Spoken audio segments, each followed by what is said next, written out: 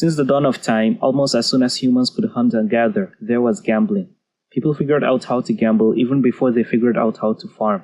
Gambling is when you place something of value into a process and then choose an outcome.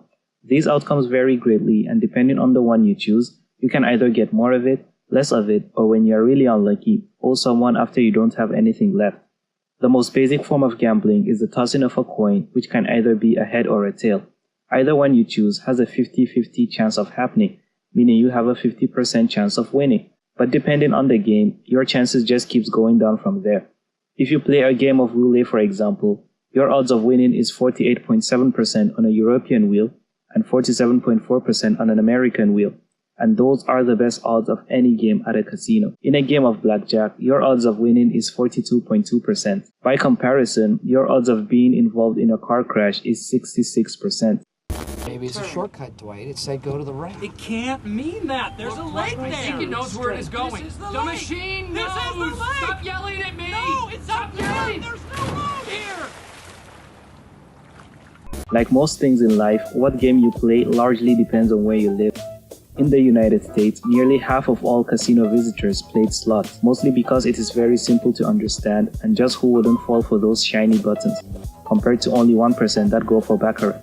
Across the ocean in Japan, however, thanks to a centuries-old law that banned gambling, the market simply shifted to a game called pachinko. Here, you take tiny balls that you've won from the game and exchange those for gifts at a gift shop. You then take those gifts and exchange them in a small kiosk just outside but next to the pachinko parlor that is technically not part of the establishment, or else that would be gambling. A few decades later, pachinko is now worth billions of dollars, and the industry employs more people than the country's top 10 car manufacturers. To say gambling is a lucrative business would be like saying the Sahara has sand.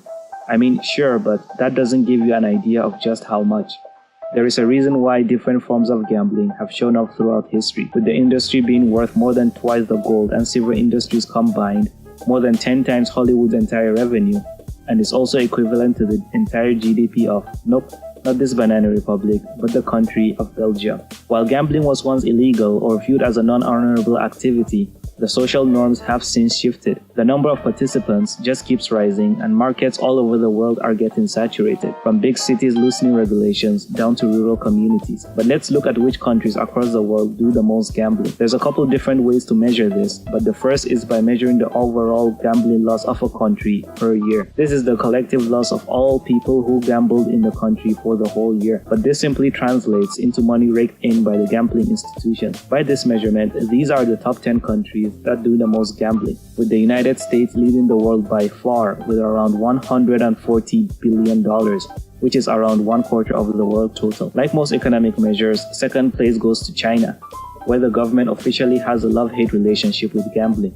But thanks to special administrative regions like Hong Kong and Macau, they end up raking in upwards of $60 billion, with gambling accounting for over 75% of Macau's earnings. But there is another way to measure which country does the most gambling, and that is the amount of money lost per person per year. So, by this measurement, here are the new top 10 countries that do the most gambling, with Australia now taking the top crown, or rather, top loser's crown, having each person losing an average of about $1,280 per year, whereas the United States is now at 7th place, where each person loses $505. People in China, ironically, do not even lose enough to make it on the list. Now, I hesitate to bring this up, but a number of cities have rejuvenated their economies with legalized gambling. What do you think, Reverend? Once something has been approved by the government, it's no longer immoral. So which single person has lost the most amount of money gambling?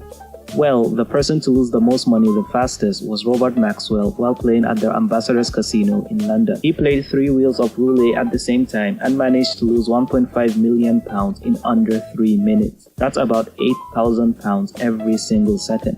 But the most loss in one session goes to the Japanese national Aikyo Kashiwagi, property developer once known as the world's biggest gambler in 1992. Like most high rollers, his game of choice was baccarat, and he holds the record for the largest single session loss in history when he lost $10 million in one session at the Trump Casino. Tragically, he was found dead outside his home near Mount Fuji, being stabbed as many as 150 times with a samurai sword, presumably by entities he still owed money. However, the actual person to make the biggest gambling loss of all time is the Australian Harry Kakavas. He was one of Australia's top real estate salesmen, and even though Australia already had a huge gambling industry, he preferred to fly all the way to Las Vegas to play. Crown Casino in Melbourne didn't like this idea and decided to lure the high roller away from Las Vegas, where he was already losing money, and to lock him into their casino. And so they offered Kakavas plenty of perks, including free luxury accommodation, free food and drinks, free limo travel, and a private jet that flew him to the Philippines for holiday. The total value of these inducements came close to $10 million, and it worked. The stage was set. Kakavas lost heavily in one instance, losing $2.3 million in under 28 minutes. But that is just a drop in the ocean. Over the course of his 14-month-long gambling adventure, his total loss amounted to a whopping $1.5 billion. He subsequently took Crown Casino to court, claiming that they should have stopped him from gambling. He lost again, however, when the Australian Supreme Court threw out his case and ruled that he was responsible for his action. And that is that. After all, about 10% of the state's revenue comes from gambling, and cracking down on gambling houses is bound to reduce the take. He now owes millions of dollars to his lawyers, banks, and friends who thought they were funding his real estate business.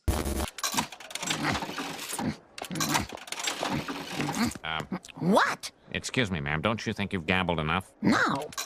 Okay. We're required by law to ask every 75 hours. Get another free drink. Putting losses aside, what is the largest amount ever won? Well, the biggest one-time winnings come in form of lotteries, and the largest jackpot was $1.5 billion in the Powerball of 2016. But even here, the odds are stacked against you. You are 2,000 times more likely to be struck by lightning and 4 times more likely to die from an asteroid impact than winning the lottery. There are many reasons why people choose to gamble, but a common myth is that the more a person knows about a game, the better chance of winning. And while certain types of gambling require some skills to play, it is still about chance. And in order to protect yourself, do not go with money you cannot afford to lose. But really, your best protection is to not play in the first place. Because no matter what game you play, and how smart or careful you think you are, the house always wins. Sir, you haven't slept since the casino opened 5 days ago. No, I've discovered the perfect business. People swarm in, empty their pockets, and scuttle off. Nothing can stop me now. While you can't lose money gambling, you can make sure to not miss the next video when you subscribe and click the bell button. Tell me about your experience gambling. Do you gamble? What is the largest amount you have lost gambling? Or have you stopped gambling altogether? Is gambling even legal in your country? Let's have a real conversation down in the comments below. Thanks for watching and have an awesome time.